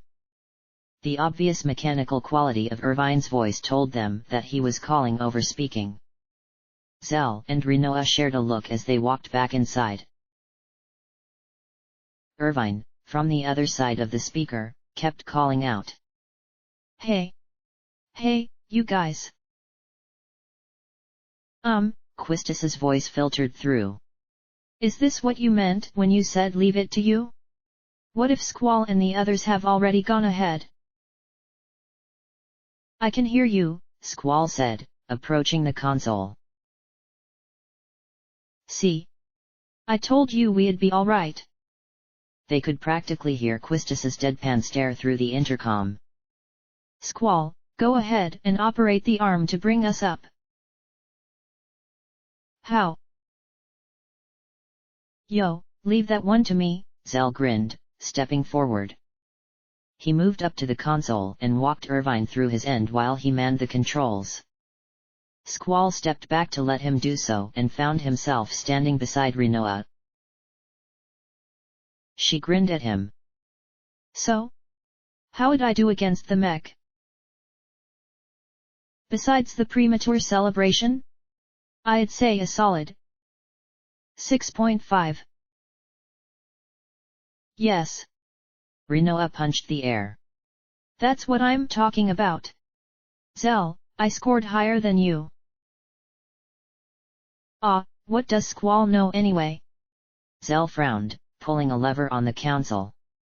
His opinion is clearly biased when it comes to you. And what is that supposed to mean?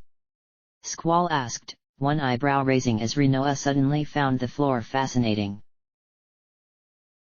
Alrighty. Irvine laughed as they heard machinery start whirring on his end. We'll be there in like a second.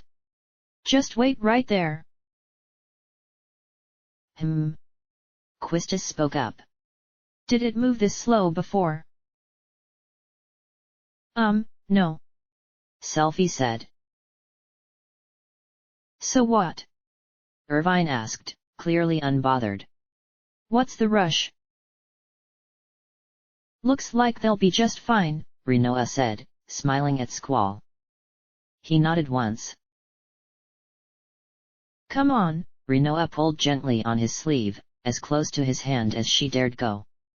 The parking garage is in the next building over. Squall walked ahead of her and Rinoa released him. She frowned at the feeling of something on her hands and looked down. The fingers that had touched Squall's jacket had come back, caked in the dried blood hidden by the black leather. She frowned and looked back over to Squall. Outside of the prison, the heat of the sun beat down on them far harsher. The oppressive heat was suffocating. The three of them stepped out onto the walkway connecting the buildings and were finally able to look out onto the barren, desert landscape that surrounded them. at least 20 stories down. What the hell is this? Zell gasped, running to the edge of the rail and looking down. I thought you said it was underground. No way. Rinoa breathed, shaking her head.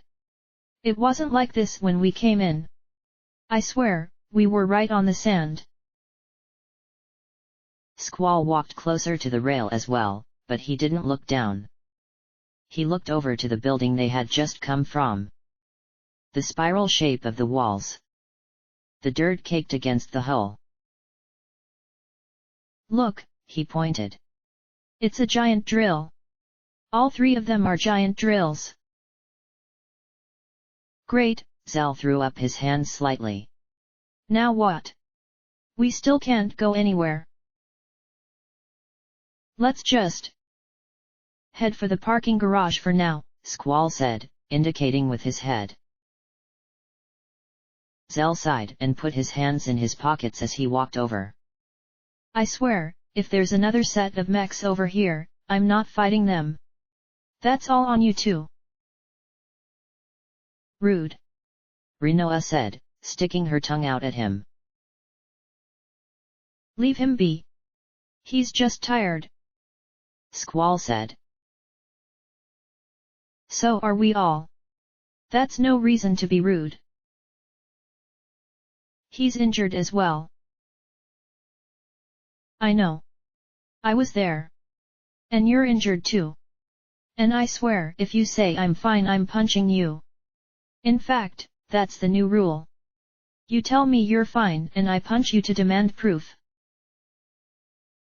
Squall, whose mouth was already opening, hesitated only for a second. I was going to say that. I will be fine. Let's go.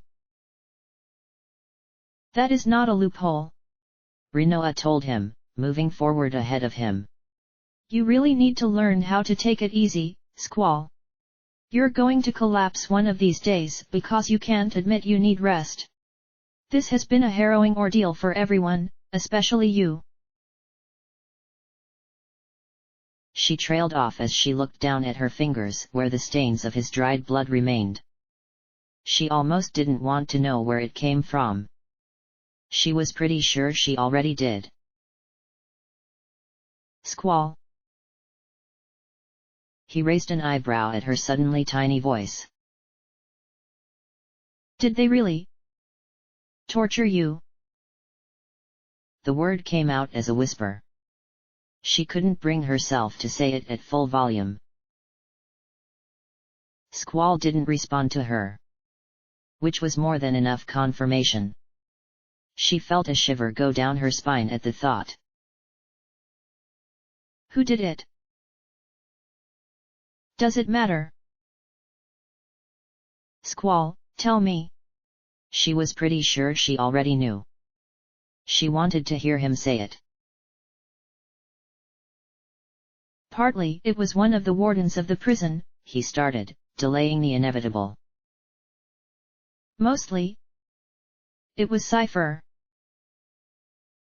Rinoa let out a shuddering breath as she reached the halfway point on the walkway.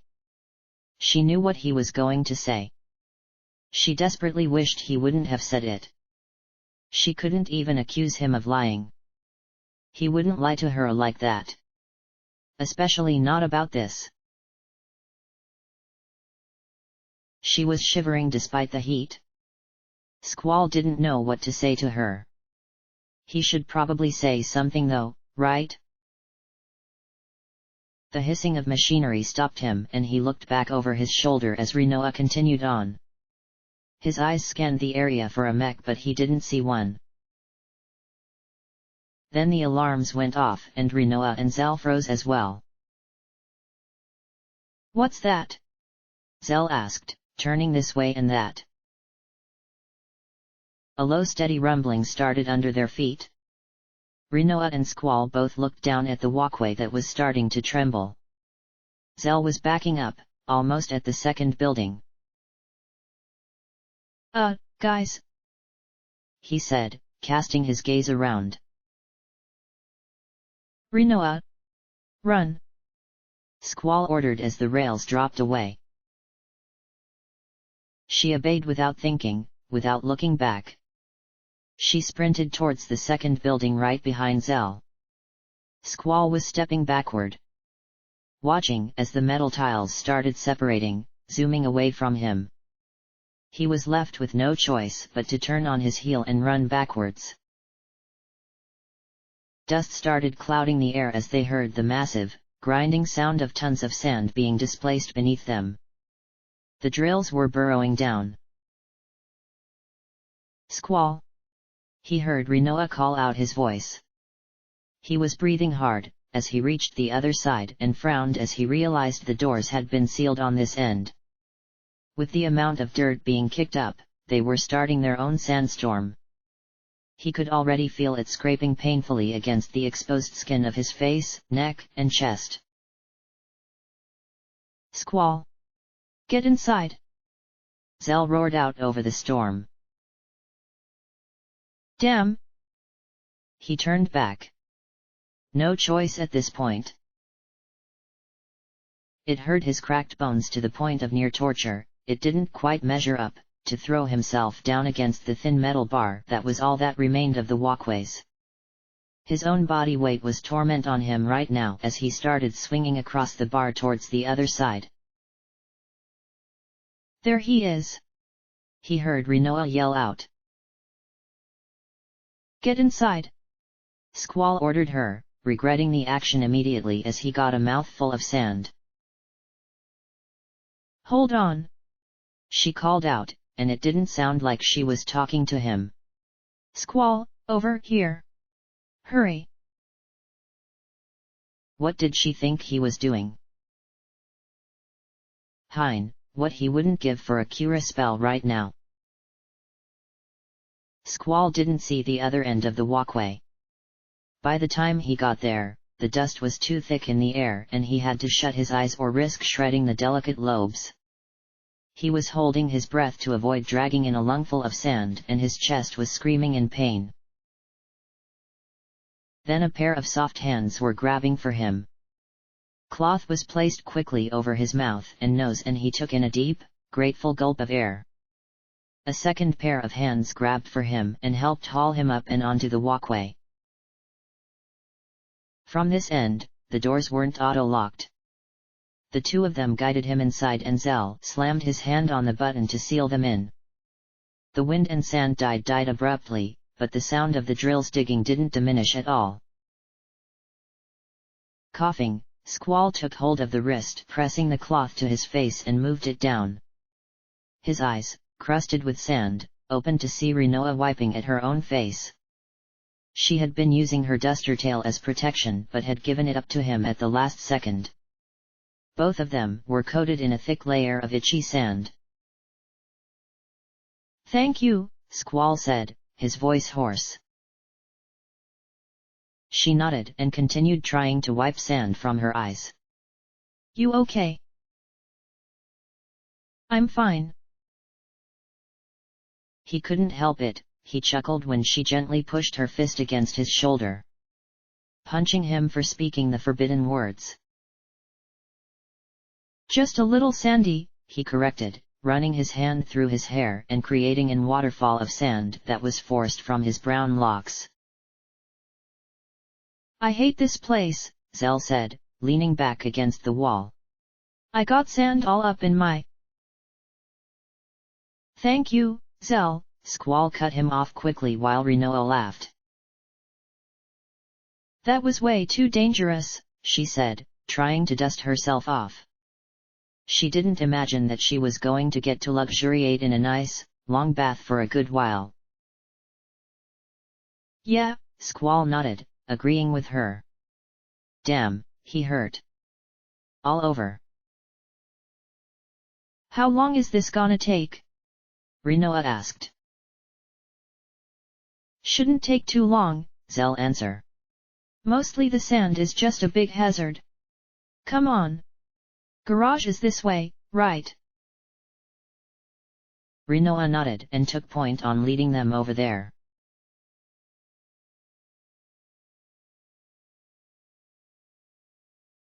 I guess that explains why the arm was moving kinda slow, Irvine said when Rinoa and Zell finished telling the others what had happened. They had the submerge system on. Irvine, Quistis, and Selfie had found them in the garage, working the door open and setting out the ramp so they could hijack one or both of the vehicles they found waiting there. The artificial sandstorm had calmed down a great deal by the time those three caught up. Let's just get going, Squall said now that everyone was up to speed. He didn't want to spend a second longer in this hellhole than he had to. Selfie, who had been going over their vehicle selection, big ugly yellow, or slightly less big, ugly gray, pointed to the vehicle she wanted and called dibs gleefully. I wanna ride in the yellow one. Then, without waiting for anyone to stop her or give permission, not that Squall was likely to do either one, she was walking towards the vehicle. I'll take that one, too, Quistis smiled before walking after her. Okay, Rinoa laughed. Me, too. She threw Squall a wide grin as she raced after the other two. Hey, hey, hey! Irvine called out, grinning salaciously. Ladies! Ugh! Zell rolled his eyes before reaching out and grabbing Irvine by the collar. Let's go, Irvine! Squall followed the two of them to the gray car. They automatically decided that he was the one that was going to be driving. Something he didn't bother questioning right now. He just climbed in and pulled off after the girls.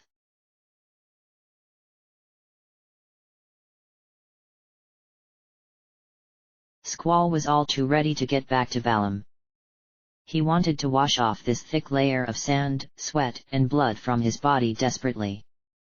Then he wanted to gorge himself on something vaguely edible, he wasn't picky, and then sleep for probably 3 days.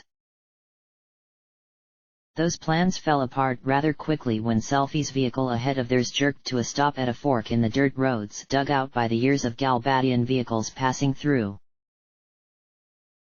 What's going on? Zell asked as the girls climbed from their transport. They weren't going to find out in here. Squall opened his door and stepped out of the cabin while Selfie was climbing to the top of a defunct cruiser that someone had abandoned on the side of the road years ago, if the layers of caked-on sand and grit was any indication. What is it? Squall asked, looking between the girls' tight faces. Is it true? Quistis frowned at him. The sorceress is about to launch missiles at Garden. That's what Rinoa heard from Irvine. Selfie said, pointing to the blue-clad girl, her eyes wide. Yeah. Squall seemed to remember something like that being said to him. Honestly, so much of the last day was a blur. He wasn't even sure if it was only a day. Time had lost meaning in that place. He shook his head. The only thing we can do now is get back to Garden as soon as possible and warn the headmaster and students. So let's just get in the cars and go. Selfie was already shaking her head frantically. They're targeting both Balam and Trabia Gardens. We have to interfere with the launch. We have to stop the missiles. Squall frowned as he moved over to the side of the cruiser. Selfie was pleading with him with her eyes as he walked up after her. From up here, he could almost see another Galbadian facility off in the distance. Please, Squall, Selfie begged. I just transferred from Trabia Garden. I can't just sit around knowing that Trabia is in danger. So, please. Send me to the Galbadian missile base. Give me some backup. Before it's too late. Squall frowned at the ground. She wanted him to send her into danger? She wanted him to send more than just her into danger? How could she possibly ask that of him? What if something happened to those he sent off? That would be on his shoulders. This was exactly why he hated leadership. He couldn't be responsible for people like this. He started thinking of the mistakes that he could make, the people that weren't him that would suffer, and he couldn't get it out of his head. Down below, Rinoa tilted her head curiously at Squall. He was completely silent, looking away from them as Quistis filled in Zell about what was going on. Though his expression was guarded, she felt like she could see right through it. Did he even have the right to do this? He hadn't been ordered to, so was he allowed? Surely they couldn't all want this. Well, if he thought that way, she would prove it to him. Let's take a vote, she announced, silencing Quistis and pulling up Squall's head. Squall is the agreed-upon leader. Squall will decide how the party is split. Squall will go to Balam because he is the leader. Anyone against this plan, please raise your right hand now. The others blinked at her, like they were confused about why she even brought up the subject. Like it was obvious that was the answer. But Squall's eyes moved over everyone else, looking for even a twitching right hand. Rinoa grinned, pleased and proud that she had been right. She was getting good at reading him. She nodded, satisfied, when no one moved to protest, and smiled at Squall. I don't mind which team you put me on. He frowned. She wasn't a seed though. She wasn't even a garden student. You're the leader, Squall, Quistis agreed. What are the teams? Leader? He had never asked to be the leader. What was with them? Before he could make a move, a loud, whistling explosion floated over them. They all turned in time to see a volley of missiles launch from the Galbadian base he had seen earlier.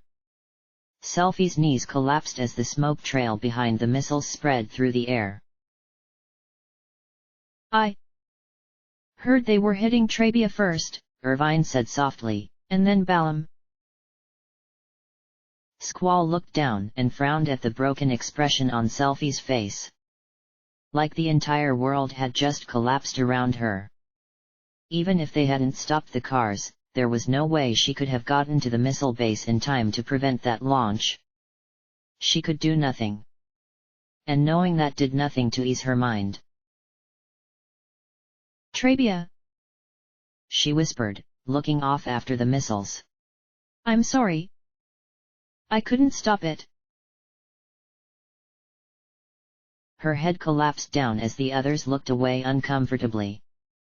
Please. Let everyone be all right. Please, guys, get out of there. She looked up at Squall, her breathing fast. That was a miss. Right. Squall said nothing, because the answer was most likely no. She would know that very well though, and he doubted Rinoa would be too happy with him for being so honest. Not if the way he had spoken to Zell in the forest was any indication. He didn't really need to reply though. Selphie's face closed off in determination. She stood up and launched herself down off of the vehicle, leaving him alone, standing above all of them. She turned and looked up at the agreed-upon leader with hard eyes. When she spoke, she sounded far more official than he had ever heard her.